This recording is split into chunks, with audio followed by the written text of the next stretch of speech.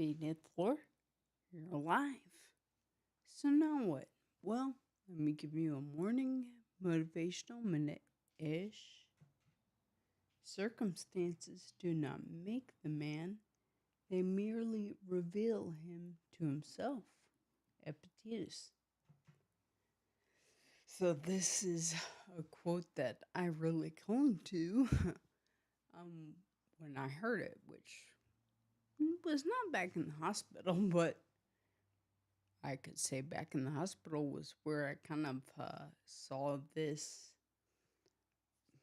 how do you say, an example, or well, a good example of this.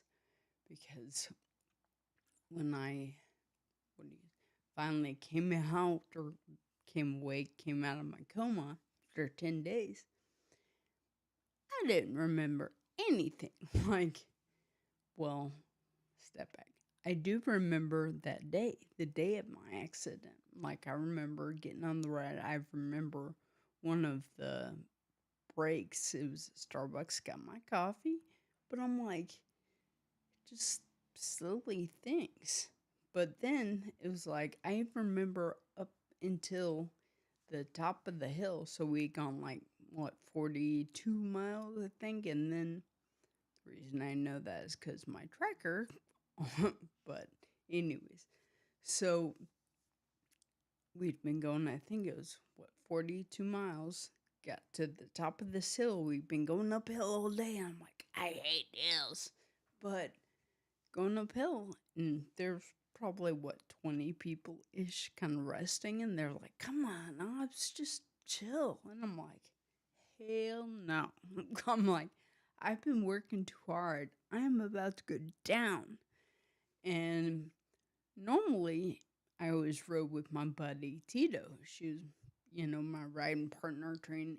We always did stuff together. But that day, she was helping a new rider out. So she supposedly came up on me, I guess, a couple seconds after my accident. But so I've right at the top of the hill, and I'm like, hell no, I'm going down. So it must have happened just right after that. It just went down and around. And so nobody saw my accident. And I can't remember it, which kind of drives me crazy a bit. But doctor said it's probably better, but whatever. So either I hit a pothole, which I'm like, dude, I used to ride motorcycles. So I think I would have seen that. Or the theory is an animal like squirrel ran out and I braked and it flipped over my handlebars because I hit my head. Yes, I did have a helmet on, but yep, and kind of knocked myself out. So kind of a crazy thing, but I'm very thankful. There's people around. They were able to call an ambulance, get me all, taken care of. And side note, yeah, that's another fun thing that I got to ask Tanner about yesterday. Crazy. After 6.5 years, I'm like, wait, what? So anyways, go back to the hospital. And I had, post-traumatic amnesia, so I couldn't remember stuff.